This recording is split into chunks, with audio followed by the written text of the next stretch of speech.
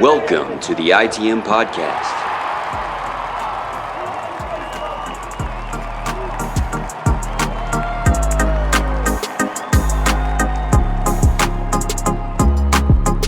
This is episode 331 of the ITM Podcast, the official.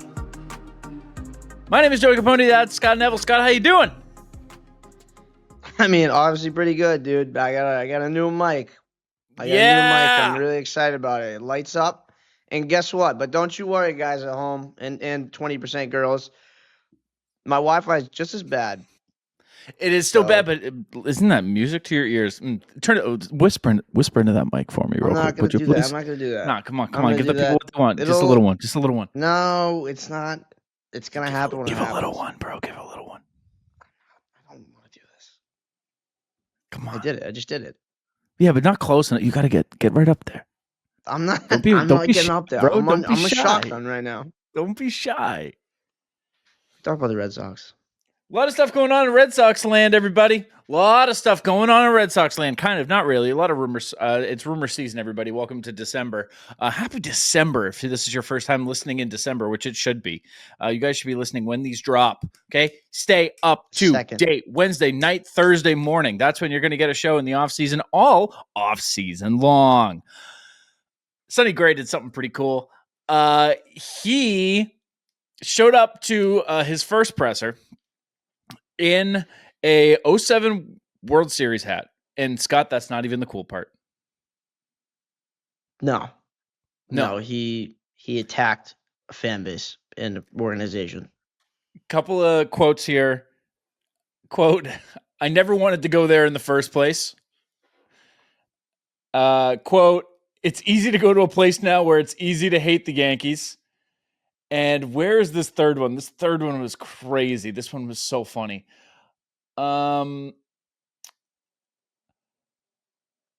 been a better baseball player, husband, everything from having that experience and going through that. End quote. Sonny Gray hates the Yankees. And that is just... I mean, is there a quicker way to ingratiate yourself here in Boston? I say nay. Well, yeah, and not only that, but the best part about it for me was the question wasn't even close to about the Yankees. Like, I forget the exact question. It was just I don't. It was something along the lines of like, what made you accept a trade to Boston? And he was just like, "Hey, fuck the Yankees. That's why I'm in Boston." Like he was. It was I'll just fucking tell you why I'm in Boston, kid. It did seem like he watched a Ben Affleck movie or something right beforehand and was like, you know what? I'll fucking say it. Like he's owning it. He's owning it. Why not? I love that. Good for him. Good for Brock Holt because he looks like Brock Holt. And so I'm going to give him credit for that quote as well. It was, I mean, I do think there's been a lot of Yankees fans getting upset because when he was on the Yankees, he said he likes being a part of the Yankees. I don't think that's super fair. Also, even after the fact, he talked about what you alluded to, the third quote, which is he did say, like, it made me a better person, but that doesn't mean he doesn't hate the Yankees. It's like being like, oh, yeah, like, I went through this really tough time. Someone passed in my life, but it made me stronger. Like, that's what he was doing. That's exactly how I read it, yeah. It's like, I'm a better father because I had to be in the Bronx for a year. For more than a year. Yeah. Wow, yeah. That's just, it's awesome. And here's the thing. Well, he said he liked it when he was here. You know who else says that? Everyone. You know what everyone doesn't do is a couple of years later be like, by the way, while I'm still in the league, while I'm still an active player, I have to get it out here how much I hated playing for that team. It's kind of only said about the Yankees. Like, I don't think that I've ever seen a player punch down after leaving somewhere shitty. You know, like if Paul Skeens got traded to the Dodgers tomorrow, he wouldn't say, I fucking hated it in Pittsburgh. He would say thank you to the Pittsburgh fans, whatever, all that stuff, right? You don't punch down at, like, if you get traded from the Angels or, you know, I don't know. The Marlins, some dog shit organization, you don't punch down. But with the Yankees, it's like they think so highly of themselves. And they're not a good organization by really any metric in the past 20, 4 years. Dude, 2009. Right, 09. Right, 09. If your metric is, well, who won the World Series in 2009, then yeah, they're Pristine org. yeah, you can't take anything away from them there. They got that one. They got that one. But it's just amazing how consistently it's New York. You just don't hear it other places. I mean, I guess. Well, it's also like the good players they're getting, like Soto trade left immediately, Devin Williams trade left immediately. You see that. Like the only instance I can think of it happening in the other direction, kind of, is Jazz, because Jazz like had stuff to say about the clubhouse in Miami. But like that's different because it's the clubhouse, right? Like it's not saying like the organization. He's just like talking about the clubhouse. And also he's like such a Yankee. Jazz is such a Yankee. He got traded there as well, but he also clearly does actually. You can't act like he doesn't like New York. So I'm not gonna pull the whole. Well, he got traded there too. He has to be there. No, he clearly wants to be there. I just love how consistent this is, and I hope. I don't even have to hope. I just know it's the truth. Is that the New York Yankees are so hard-headed that they're not going to hear players actively complaining about how they run their organization and change anything. They're going to go, well, that's the Yankee way. That's not true, how we dude. do things. And if Remember you're not fit to play in New York, you're not fit to play in New York. Devin Williams, they said, you want to wear a beard, you can have it. That was here's the thing. Devin Williams, it's like, yeah, technically it was for Devin Williams. Like they were getting rid of that. It was time. Yeah. Verdugo has to be pissed. Can you imagine if Verdugo was the reason that the New York Yankees got rid of their 100-year it had to be a factor, man. It had to be a factor. He lost all of his aura, as the kids say, and confidence, I would imagine. The second he shaved. But he had to be furious because he knows he's like the worst looking guy without facial hair. And I mean, I would have loved to see his reaction to that like tweet that they're allowed to wear facial hair now. Like he had to be furious. He had to be pissed. The thing is, like, he's not even that ugly, but it's like because you saw him with a beard first, you're like, oh, he's kind of a good looking guy. He needs I wouldn't go that far. He needs the facial hair. But it's like because you saw it first, and like now that it's gone, or I don't know, who knows now? Nobody does. No. But once it was gone, it was like, oh my Lord. I imagine it's back. I would bet a lot that he has facial hair right now. I'm gonna look it up, see what we got, see what comes out here. I do follow him on Instagram. No, but I'm not blocked either, so I can figure it out. Yeah, figure it out, man. Let me know. How's he doing over there? I think he does have his facial hair back. Yeah. Oh, ITM follows Verdugo. Yeah, he follows back. He is. Does he? I think so. Yeah. I don't know. He only follows 513. Oh man, he hasn't posted since. Yeah. Well, it's been a minute. It's been a minute. But he had facial hair. Oh nope! 4 days ago, someone posted a picture. No facial hair. Whoa. Oh. Yep. Well, yeah, but hold on. He kept it. No, but I don't. How old is this picture? Because this is celebrating. Yeah, you're right. This is 20 images of a. Yeah, no, he definitely has facial hair. We got to assume. He does. Anyway, shout out Sonny Gray. Speaking of beloved Red Sox, Alex Verdugo and Sonny Gray. It worked, buddy. It worked. Here's the thing. If every new Red Sox got in front of a camera and read off of a script poorly, like, do you remember the old 2K games where they would have the players do the voice acting? You had like two. Oh, that. Yeah. And then your player where it's like would have you'd like be in two the options tunnel to say. And and Kevin Durant would be like, hey, man, nice game out there. Don't let the crowd get to you. Just keep playing your game, son. If every new Red Sox acquisition got in front of a camera and like that read a note card that was like, I do not like the New York Yankees. They stink. Go Red Sox. Yankees bad. It would work on me. I would still get on the show and be like, did you hear what he said? Dude, I like this He's one of guy. us. Something about him, dude. He was born to play here. He was always supposed to be here. And it works. Speaking of a one Mr. Sonny Gray, Alex Spear had a little bit of a report involving him that I'd love to bring up if you guys have time. If you guys got a minute, I'd love to bring this up real quick.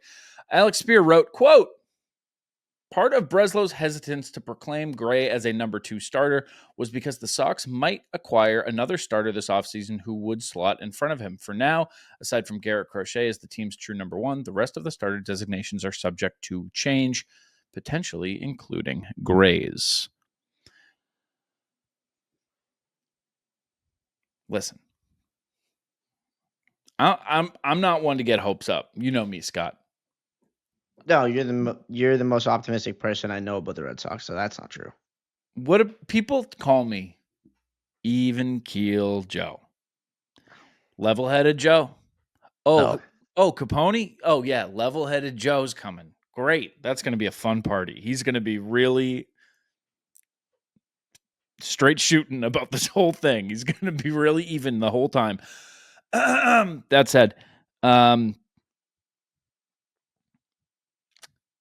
we always knew that starter acquisitions would be in trades versus free agency. Mm-hmm. This doubles it down for me. Joe Ryan's coming to the Boston Red Sox. What? If I could kind of conga line on the back of your report, Chris Cotillo would like to jump into this thing from December 2nd. He said, on the day of the Sonny Gray trade, I would have put the chances of the Red Sox acquiring another impact starter at 33%. A week later, I'm back to 50-50 based on conversations with baseball people. This report is not only a report, but this report is not only not a report, but it also says nothing and does little to educate you, the fan. But he did also say, he said it's from talking to people. So that's he does that. He'll throw out a report and then be like, by the way, don't consider this a report. But it's a report. Yeah. He's reporting something. Based on conversations with baseball people. Like that's a report. I'll tell you, it's very funny. Baseball people is not talking to me and you. It's people on the inside. Yeah. Yep. And it's also very funny because I read it like not an idiot, but he wrote it like an idiot. He said, Red Sox acquiring another impact starter at 33/67. A week later, and back to 50-50. He could have just said it 33%. Who writes it that way? And then the first comment is 33 out of what? And then he had to clarify 33, yes, 67, no, now 50-50. I just thought we that know was what funny. You mean. Yeah, he's a professional writer. Yeah, but he's not a professional tweeter. Anybody who follows him will tell you that. Clearly. Good guy. Great guy. So wait, should we get an updated number from him? Yeah. Okay, should I call him? Yeah, you should call him. I haven't talked to him in a bit. That'd be crazy to call him right now. Here, I'll text him. He's around. What's he doing right now? We still at 50-50 for another starter.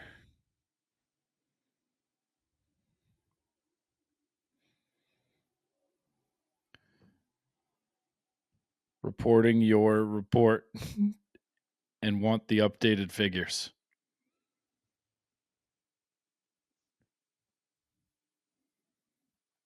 There we go. We'll let you know when he replies there, because he will, not if. It's a will. We're not hitting for average right now when it comes to reaching out to people mid taping. It is not working. Sure, but you've been to his old place. You guys are you guys are close. Me and Chris, yeah. Oh, we're boys. Sometimes I call him Chris for short. Granted, the last time that you called somebody, it was your old, your other podcast host, and he didn't even answer you. So he called back. He did call back and didn't know that. It is Prize Pig, by the way. It is Prize Pig? Yeah. I looked it up after. Yeah, we I could have hadn't done that heard during that. the show. Of course. Yeah, of course. But, live Did the caller, Sox acquire another Prize Pig? What's your percentages? 20. Yeah. I don't see a world where they add 1 to 2 bats. I think they need to add 2 bats. I mean, everyone thinks they'd be better off with 2 bats, but I think they can't get away with not adding 2 bats. And then, what are the odds that they add 2 impact bats and trade for a Joe Ryan? I don't know. I wouldn't put that very high.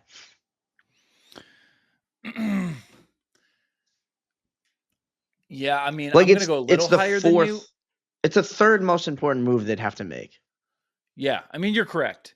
But I also think that it does happen because I think they're going to be shopping the outfield. And I think that just kind of naturally is the conversation that they're going to be looking to, That's a good counter. So I think it's a 38% chance. Okay. I think Consider the me bullish. Yeah. I think the Duran move that's inevitable seemingly, I could see it being for a second baseman just as much as I could see it being for a starting pitcher. I'm not saying that's what I want. It just feels very possible. We have Von Grissom. What are you talking about? Oh my God. Cut that. I'm so sorry. That was so stupid. I totally forgot we had Are Von you Grissom. stupid, dude? You want to get another second baseman to do what? To pick up the peanut shells? Well, it's good. It's good to get somebody young that can like kind of understudy Vaughn so that he can, because learn from the Vaughn's, veteran. Yeah, he's like 24, so like you want to get a 21-year-old in there to like watch and learn. Is Von Grissom 24? Probably older at this point. I don't know. He was He very is young. 24. Yeah. Okay. Yeah. But we need like how Jimmy Garoppolo was to Tom Brady. Like that's what we're looking for. Do you remember when Von Grissom was asked about being like not starting? Yeah. And he was like, if He they was don't want me, fuck them. Yeah. It's like, what? Who do you Hey, think you are, bro? they were like, hey, do you think the Red Sox value you? And you were like, dude, just trade me. He was like, just a question. They were like, just a question. He was like, fine, just trade me. I love it. Like people didn't even get mad about it because like normally 99% of the time a player says something like that and it's like, fuck this guy. I think the fan base collectively just laughed in his face and was like, shut the fuck up, bro. What? It was way more funny than it was offensive. Yeah. Because of the player. Like if Costas said that right now because of like they were like, well, Romy played well, they're talking about Pete Alonso, like, what do you think? If he was like, dude, just trade me, that'd be very different. Yeah. Vaughn's in AAA trying to figure out how to play second base for the 8th year in a row because he sucks defensively. And then he's just like, you know what? Fine, get rid of me. I don't even care. I'm not even upset about it. It's like being a bum sitting at the bar, like drinking a Bud Light and like starting a commotion and being like, oh, yeah, if you don't want me here, then kick me out.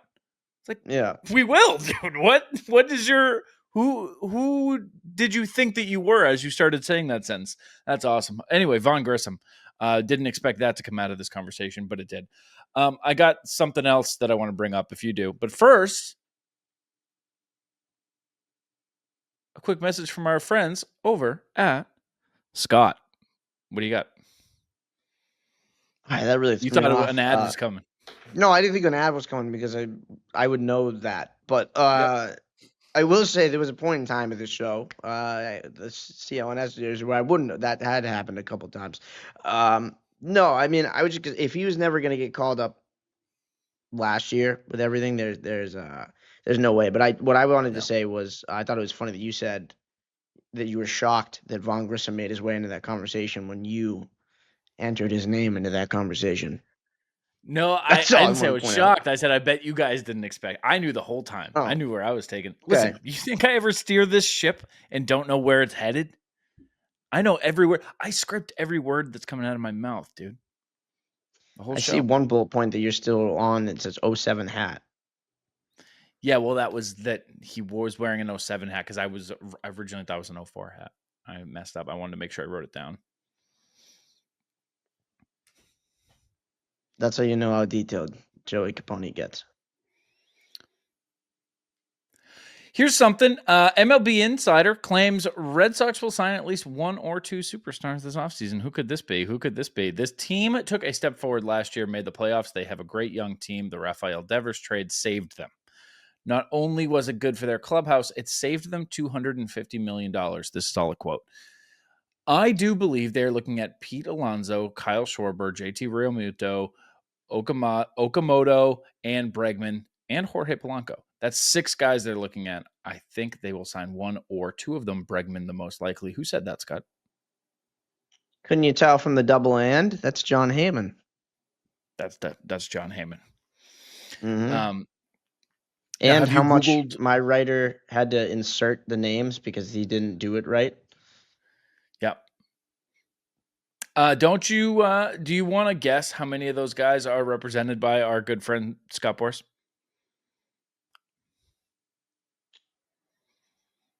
Ooh. Yeah. Is it like all of them? All right, Scott. Pete Alonso, Alex Bregman. I don't know about the rest. Schwarber's not. Okay, Realmuto. JT Realmuto's agent is no, CAA. Okay, you want to try and find Okamoto? That could That's be not tough. Yeah. That's not gonna happen. Oh, Polanco Like isn't either. That's less than I would have thought. Yeah, I honestly, when I said it, I was like, dude, I'm gonna take a stab here and guess all 6 of them are. That's a little much, but still. Here's the thing: we talked about this a lot, and there's really 3 names on here that do anything for me. It's Bregman, Alonso, Schwarber, obviously. Agreed. I agree with you. I thought this would be a time we've taken a lot of time to talk about Alonso, Schwarber. We've talked a lot about Joe Ryan, Skubal. Yeah. Like we spent a lot of time. I thought this would be an opportunity. We've even talked about Okamoto, but we have yet to talk about Polanco or maybe Realmuto on the show. I don't remember if We he came up definitely a little haven't bit, talked but about Realmuto. because Realmuto, the report that the Red Sox are interested in Realmuto came out 3 hours, not even 2 hours before the Sonny Gray trade, and then that kind of just consumed everything.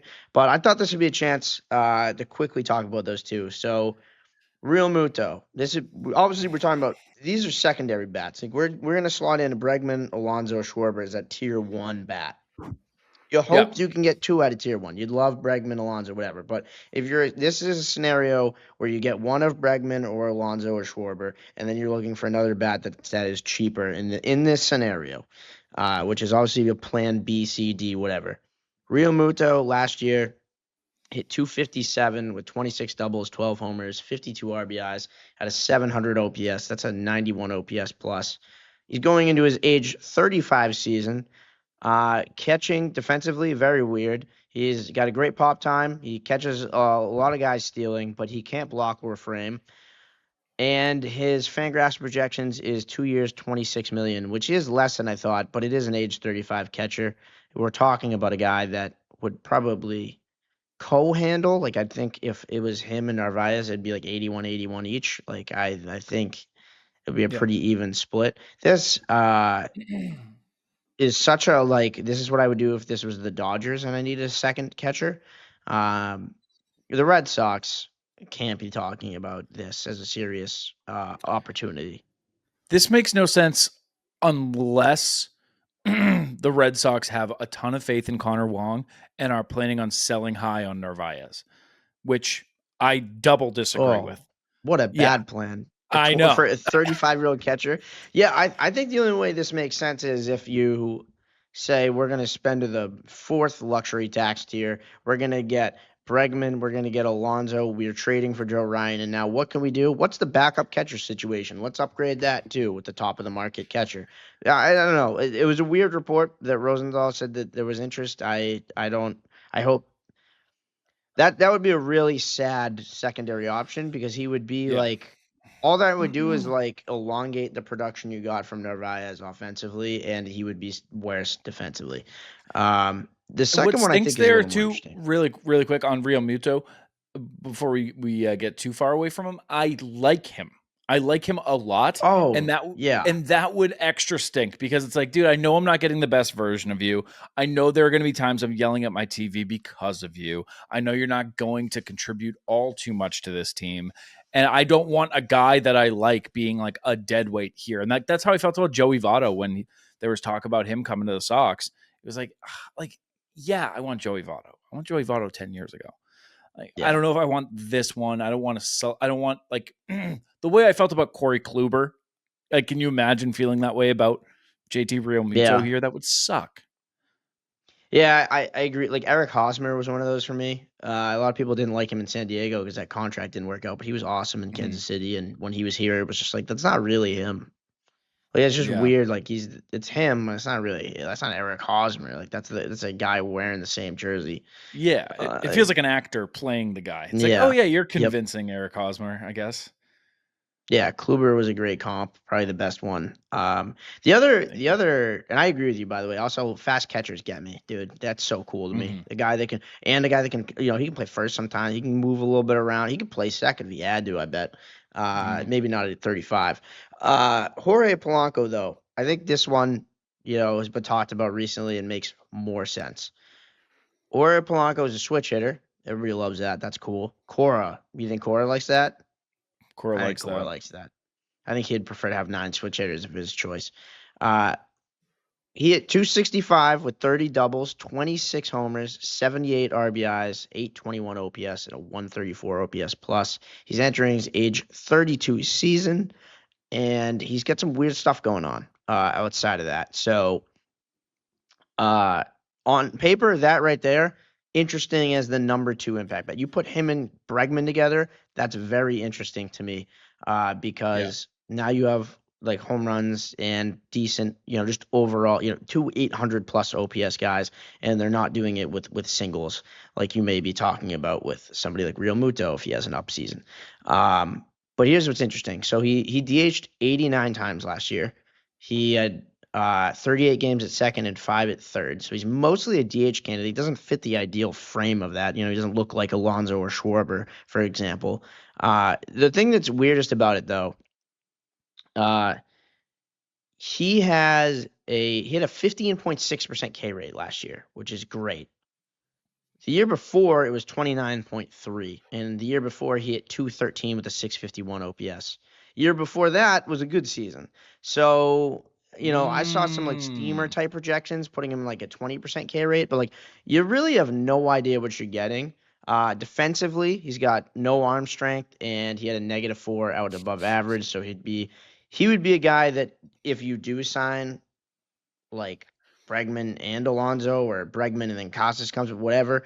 You keep Yoshida, who knows, and you just want to try and max the lineup. You put him at second. He's not going to kill your defense, but he's not going to be good at all.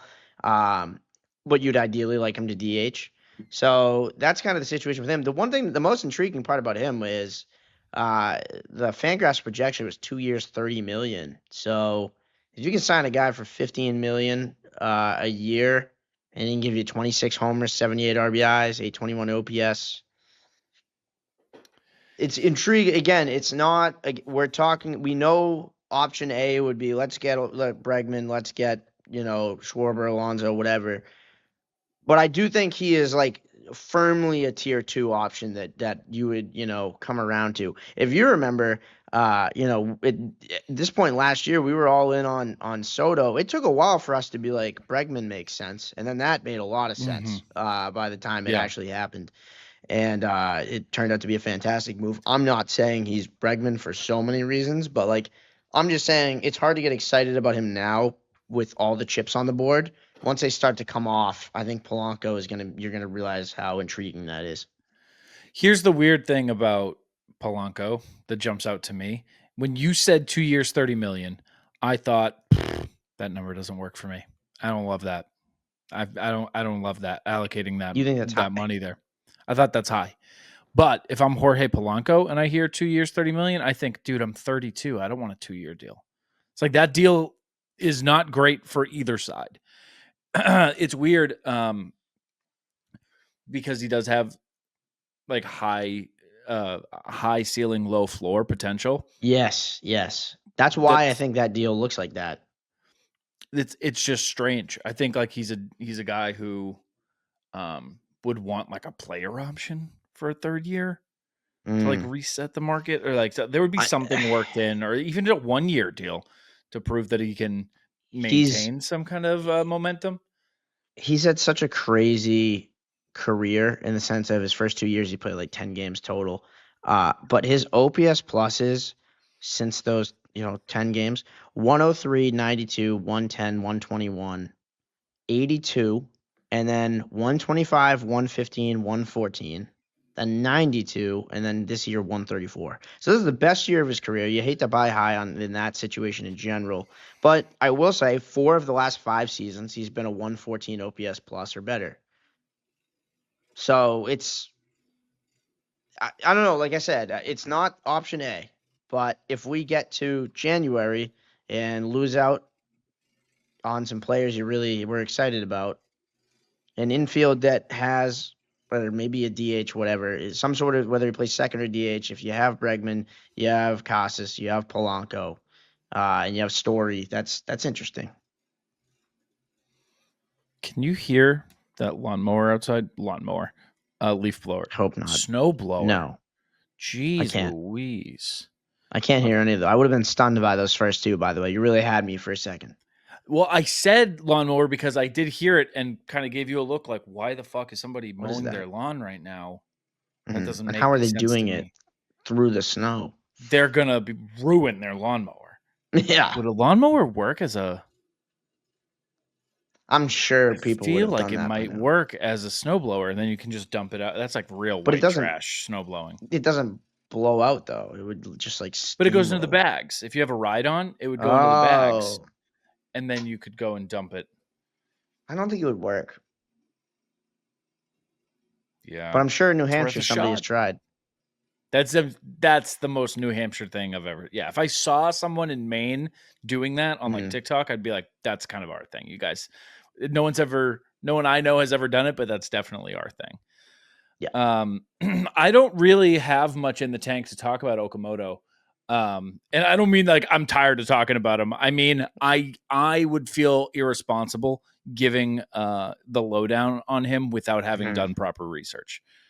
All I really have to say on that one is he's been the home run champ before in Japan a few times. He's played really good defense at third base, and you would assume he could play good third or first base defense for that reason. He is kind of the safer option between him and Muntaka, I would say. Mm-hmm. But he's also older, so yeah, he'd be again. I'd put him in that tier 2 category where it's like he could be a fun first base DH option, but you would want Schwarber and Alonso to be gone before you get excited about that option. Scott, Yeah, there is somebody we have to talk about who's making an appearance on this show for the second week in a row. Now, he's not on the show, but we're talking about him 2 weeks in a row, which I didn't expect to do unless this was like 2022, maybe 23 for a little bit. Did you get the hints? I got What? breaking news. What? Reds and Emilio Pagan agree to a 2-year, $20 million deal. Oh my God. We should stop. Sorry, I couldn't. Yeah, I was gonna say I just couldn't let that go. I couldn't let you finish that transition. No, I'm glad you didn't.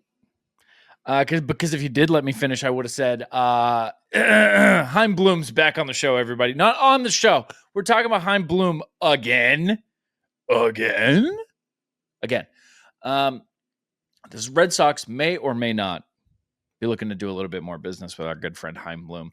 According to some little up-and-coming reporter, his name is Jeff Passan.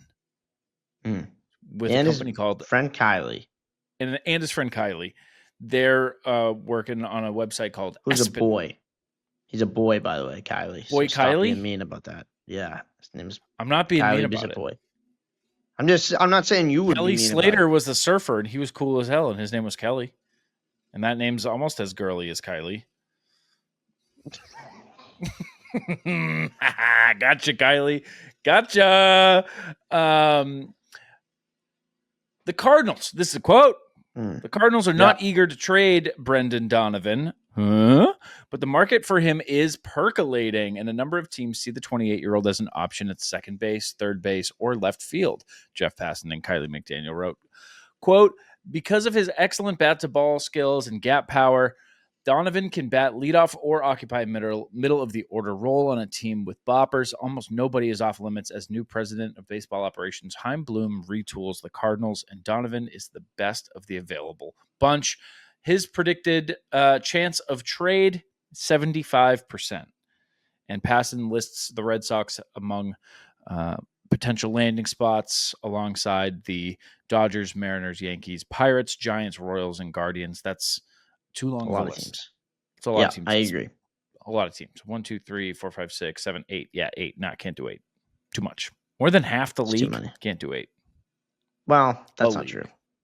Yeah, 2 leagues. Yeah. No. Yeah, this is interesting to me.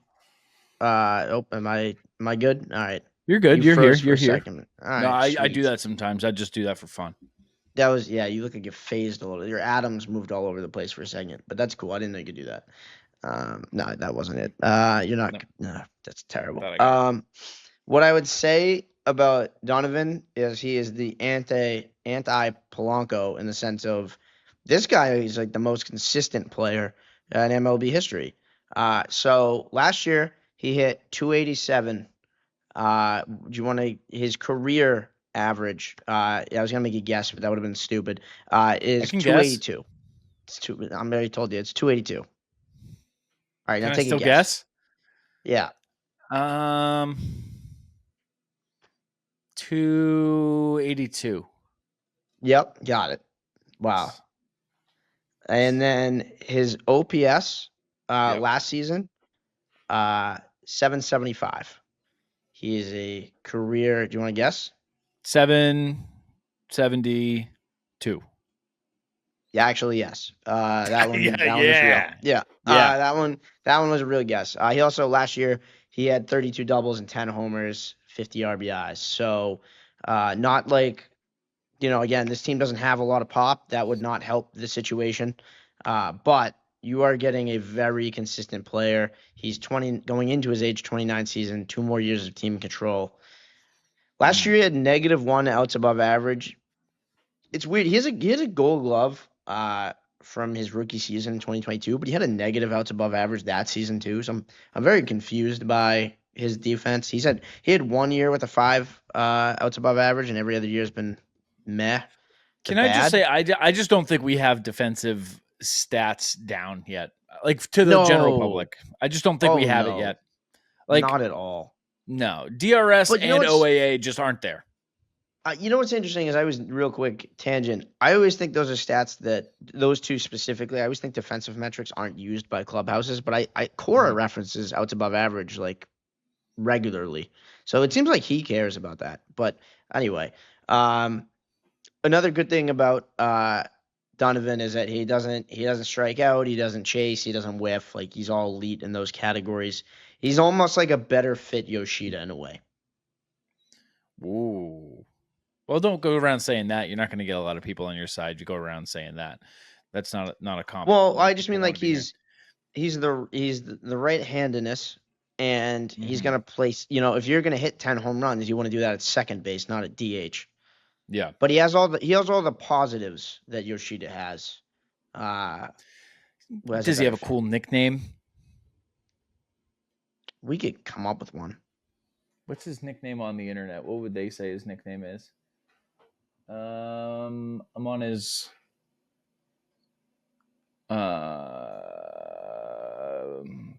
nothing.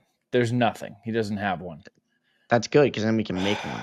Yeah, that kind of stinks though. You want to be the guy that makes the nickname from Brendan Donovan? No, because it'll be like B-Don. Like best case scenario, it'll be B-Don. It'll probably be like Donnie. No, I think we'd call him like Tiger Strike or something. Tiger Strike? Yeah. He's from Germany. He was born in Germany. We could do something there. I don't think we should. We don't have I think to. others could You know responsibly do that. Yeah, nix that idea. Yeah. A German bomber or something. Yeah, there's something. Oh, yeah, that's something. That's good. That's good. A guy who hits 10 homers a year. Yep. German bomber. He has a career high of 14, so it's not. You're right. Yeah, he could go off. I could see him hitting 15. Okay. Well. Yeah, maybe he juices. There's something there. All right, send us a DM if you got a good nickname for Brendan Donovan. Then maybe I can call him a better fit Yoshida. Till then, he looks like a guy who fills a hole that the Red Sox certainly need. Yeah, like would I be upset if he is the third guy that they acquire on this list of like you get Bregman, you get one of Schwarber and Alonso. Well, now we're talking about 3 bats. I guess you get one of Bregman, Alonso, Schwarber, and Brendan Donovan is another addition that you get. Would I be ripshit mad about this? No. What I'll would say you this. say that? Yeah. I don't love the idea of him costing like capital on top of just money. Like I don't love that this is either going to cost major league or prospect capital. I don't love that. Whereas like Polanco, you can just pay the guy. So I'd much prefer that route. But I think Donovan is much like he is like a safe. You know what you're getting with him, so you can kind of build a team easier around that acquisition, if that makes sense. Yeah. Got another second base candidate. We got one more thing here, or I do anyway. I don't know what else you got, but I got one more rumor that I think is worth talking about before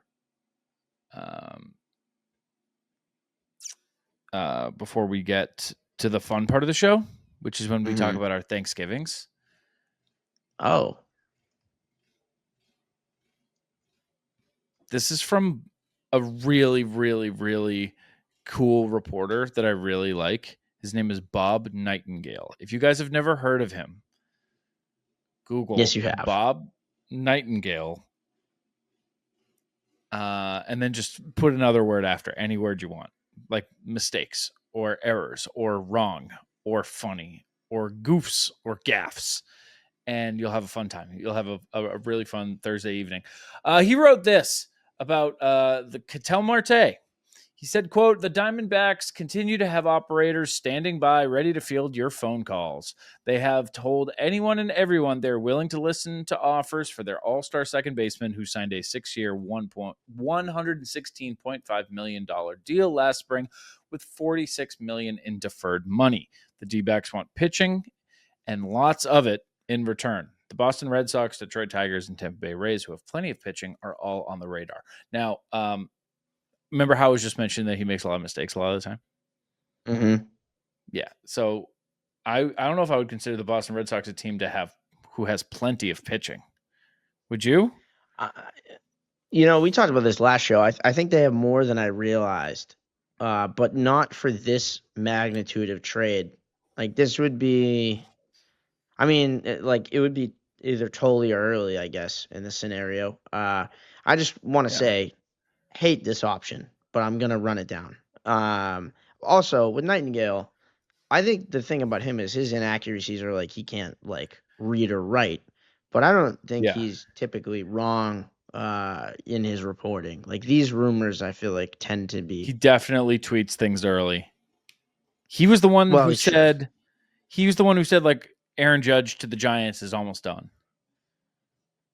and then his buddy. And then John Heyman 2 seconds later was said Arson Judge to Giants. Yeah. Which it was kind of close at a point. Anyway, Ketel Marte, another switch hitter. I think that makes him a Cora candidate right off the rip. Last year, he hit 283 with 28 doubles, 28 home runs, 72 RBIs, and an 893 OPS. That's a 145 OPS plus. That's really good. He also had a 1 outs above average, which is better than usual because he's typically not a very good defender. So he had actually an up year defensively. He's entering his age 32 season, and the only downside other than some rumors about character concerns, is that he's signed through, well, I don't know, 2030, entering his age 32 season, and he's worth, once the trade happens with calculations, roughly $20 million a year to the luxury tax. Again, they'd eat some of that money, you would assume, but you would be signing a second baseman through, I believe, his age like 36 season or something like that, 37 maybe, and then he has a player option at the end of it, which is kind of insane. So I like if you just put the player at second base. I don't love that you have to pay him and then You trade have to for pay him. him. Yeah, you have to pay him, and you have to trade for him. His contract's so bad. I don't think it's not that bad. So much of it's deferred. Like, no, but in 2026, it's not that bad. But you assume you're going to lose. I guess nobody cares about that, though. They just take on bad contracts and they just eat the end of it. But I think the fact that he has, it's kind of I think what I was going to say is his contract being so big would hurt the return. So that would help Boston. and I think that that's going to be what everyone says, like what teams say, is that like the return that the Diamondbacks are looking for, they're not going to get, and it's going to drop and drop and drop and drop and drop, and by late January, I think there's a real chance that like a Ketel Marte to the Red Sox trade could happen. Really? What's your odds? I do. I mean, the thing is, like, let's say they get Bregman and they miss out on Schwarber and Alonso. Okay, let me stipulate this. I was gonna say let's do this just to make it easier. Let's say we haven't made any second base additions. We've got the one big bat. It is now January 20th, and have they gotten another pitcher? No, but they're still on the table. All the pitchers are still on the table, like the trade options. So like Joe Ryan's still out there, but everyone we named earlier, Realmuto, Polanco, Okamoto, like those guys are all gone. Yeah, then this is like a 65% chance of happening. Wow. Yeah, I don't think that's. I mean, 65 is aggressive, but yeah, I think it's in that scenario. I think I think this is a guy we come back to. Yeah, we come back to this guy well after the new year. Even if all those things don't go wrong for the Red Sox, I still think that like their asking price just naturally has to come down. It's gonna have to, and I think that like the return they get is gonna be sad. And I'd be sad. I'd be happy to give them a sad return. You'd be happy to win a deal? I'd be happy to win the trade. Yeah, that's just my opinion. I kind of just have a feeling he's not even gonna move. That's kind of how I feel about it. You think that like they're gonna shop him all winter and then make him play? That's my favorite when that happens. I mean, Dylan Cease did that for like 5 years. There's players. I don't know with Marte. I think it is something they would. It's their best chip. They have interest in it, but I don't know that they're rushing to get rid of him. And if they are rushing to get rid of him, it's likely due to character concerns, which you probably don't want. So that one's kind of weird for me. Again, I would rather just sign Polanco over trade for Marte. What'd you say? I would rather have Polanco than trade for Marte. Didn't really get me.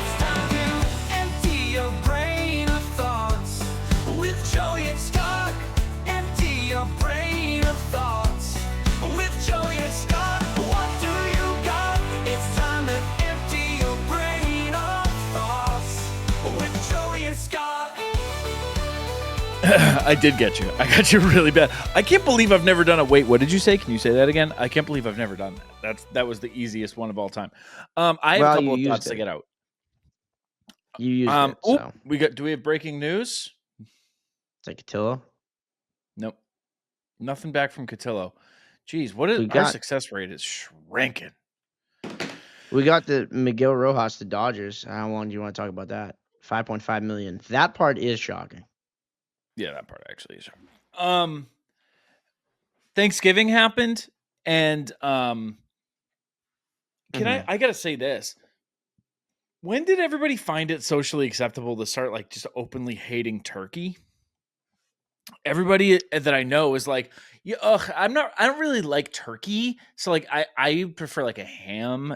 You'd prefer a pig ass over like the one special meat we have one time a year. We have it one time. It's dry. It comes with a sauce. That also, if you say turkey is dry, you've just never had a good turkey because good turkey's not dry. And then it comes with gravy that you pour all over it and you eat it with potatoes and stuffing and other shit. It's not dry. I microwave my leftover turkey and put it on bread alone and eat it. Sometimes with a little bit of mayo. And then I eat it. Is that dry? Still no. Learn how to cook a turkey. Get a better dad or whoever makes your turkey. If that's your problem. If you're eating dry turkey, get a better dad. Get a better dad. Sounds like you got a dad problem, not a turkey problem. Yeah. You're mad at your dad, not at the turkey. That's it. Anyway, that's my thought. I'm really over it. And it pisses me off because turkey's so good. Goose is good too. That was weirdly timed. Yeah. He's mad about the turkey thing. He just hates when I talk about other kinds of birds. Or maybe he was upset because you said eating goose. Yeah, maybe. Yeah, well, I said that after because he chimed in. He's still going. The other thing, dude, this happens to me every year. I love seasons. I love holidays. I love getting festive and shit. You know what I'm saying? So like, of course, if there's a holiday, I decorate for it. If there's a kind of music for the season, I listen to it. Okay, so Thanksgiving comes and goes. I'm like, it's time for Christmas music. My place is already decorated, but I save the music for after Thanksgiving. That's my little abstinence ritual that I do. I'm like, I have to abstain from Christmas music up until then. So I'm like exclusively listening to Christmas music right now. But when I go into a store, I'm a big put the AirPods in guy. Like I don't want, like, it's the ultimate I'm not looking to talk to you sign. I like to wander around a store for a couple hours listening to shit, right? I don't have a lot going on. And every year when I do it, I giggle to myself at how insane it feels to have Christmas music playing in headphones. It's insane because it's a music that's supposed to be like, get in the room happy and joyous and festive and light and bright and fun. And to just be like headphones in the line in Walmart and be like, simply having a wonderful Christmas time is insane. And I feel like nobody does it other than me. It's like put in headphones for Christmas music. They're playing Christmas music in the Walmart. Like they're just playing a different. You're just hearing both. Like why? How does that not throw you off? Yeah, but like louder here. Like they're playing into like my head. Jingle. Yeah, but you're getting like Jingle Bell Rock in the background there while that's happening. That's got to be. That's tough. That's tough. That's a tough move. I crank it. You know, That's crank it. No. My hearing's it's not good. Yeah, that's how that happens. Yeah. Chicken or the egg. You know what I'm saying? No, it's that's how that happens. What? Steve, I'll give a pass for. He had hearing aids when he was in 4th grade because he had bad hearing. Fun fact about that, and then he just doesn't do it. By the way, this was really evil. This is Mott's, by the way, not Steve Peralt. I always forget to clarify that. When you ask a 4th grader, what colors to make a hearing aid, that is so not okay. Because obviously you should go with your skin tone. Yeah. But a 4th grader, if you ask him to pick colors, they're gonna do what Steve did, which was blue and green in his ear. And that just so much attention. It calls so much attention. Especially like back then, 20 years ago, like they weren't subtle. Yeah. They were those were big. Those were thumb drives in your ear. But he and then I don't know. Now he's fine somehow. But well, God bless him. Yeah. We love Mott's here sometimes. Present day. I'm gonna even see if you this I weekend. was How about feeling that. Yeah, I was just gonna say, him. even if I did feel good about Mott's, I would never say it. No. I never saved to his face. Yes, you are gonna see me. It's gonna be sick. Yep, it's gonna be a time. Maybe 40 knows? plus people. This is gonna be the biggest Christmas party that we've thrown. Mike, can I sleep on your couch? Yeah, I figured. I had that in my schedule. I found. Well, I didn't. Jamie found a room nearby, and she was like, "It's $68 a night. We can stay there." I was like, "I don't think I want to even see the place if it's $68 a night. I don't. That scares the daylights out of me. Is that someone's home? Is it someone's basement?" Yeah. Also, So- like I very much assumed you were gonna stay. So, yeah, might be. We have a Might couch. be. We have a couch room allocated. We have somebody else down here. Yep. If they bail, you might be able to get this room, but that's your I'd second like on the queue, unfortunately. So It sucks. It sucks to hear, to be honest with you. Can't What lie can to you you. That do? sucks to hear. Do you have thoughts in your brain you want to empty out? no, I think Perfect. we did a lot of them. Beautiful. All right. Well, follow us on the socials at Oh. ITM What? Do you mind? I got a thought. Oh, please, yeah. Get it out of your fucking head. We should have a segment where you get to do that. Yeah, that would be great.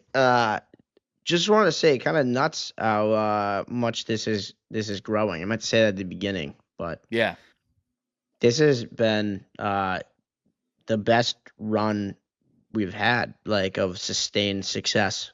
Kind of randomly, right the second we said we were about to quit the show, the fan base literally more than doubled. So that's been cool, and we get a lot of cool stuff coming. And yeah, that's really all. We got a lot of stuff coming up probably in the next 30 days. The biggest thing you guys could do to help us is sub on the YouTube. And I don't know. Yeah. Like and share the videos if you're feeling crazy. If you're feeling nuts, if you got somewhere you want to send it, if you got a buddy, send them the YouTube link. That'd be huge. Otherwise, just keep listening. The YouTube is still growing. It's still growing, but it's like that. Yeah, we're consistent on it, and now we just need people to know that it's there and sub and all that stuff. And we'll be posting more links to it. But yeah, no. If you're a new listener, welcome, dude. I guess welcome. Don't you want to know what we look like? The water is, yeah, don't you want to know? Go on over. I'm wearing something risque right now. Come on over to the YouTube. I'm wearing something pretty revealing. You guys are going to want to see this. It's one of my bearded episodes, too. You don't get those all the time. I got full facial hair right now. No, you don't. Look at this. That's exactly how you always look. Full set of it. No, I got a full thing going. Look at this mane. Follow us on the socials at ITM_pod. You can follow me at Joy Copponi. You can follow him at Scott Neville 46. Just like the chances of landing Ketel Marte before, everything else kind of goes to shit beforehand. And sub on the YouTube. Please, please, please sub on the YouTube. That would really help us out. We will see you guys next week at the start of the winter meetings. Check that out. It'll be in the middle of the winter meetings. Maybe we'll do a live show. Maybe. Who knows? We should have that figured out by now. We'll figure it out. For Scott Neville, I'm Joey Copponi. We'll figure it out. We'll do it. Feels like we're not gonna We might. We'll be there. No, this is live show confirmed. No, this is what we did before. We lied to people. We said, "Oh, well, maybe we'll do this," and then we didn't do it. We're not gonna do that. For Scott Neville, I'm Joey Copponi. Go Sox, kid.